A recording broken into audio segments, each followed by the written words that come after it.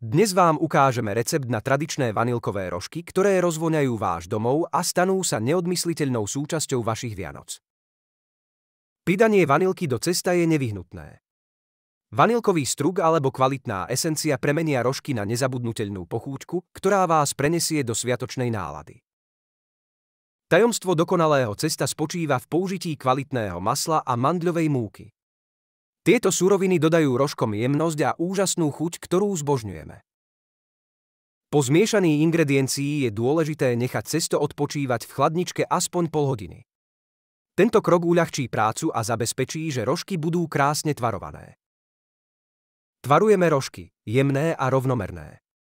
Každý kúsok by mal byť pripravený s láskou a starostlivosťou, aby bol výsledok dokonalý. Pečenie pri správnej teplote je kľúčové. Pri 180 stupňov Celzia pečieme rožky do jemného zlata, čo im dodáva správnu krehkosť. Práškový cukor zmiešaný s vanilkou je tým správnym zakončením. Po upečení rožky jemne obalíme, aby získali svoju typickú sladkú vrstvu. Rožky je najlepšie uskladniť v uzavretej nádobe. S každým dňom budú ešte jemnejšie a chutnejšie pripravené na to, aby potešili vašich hostí.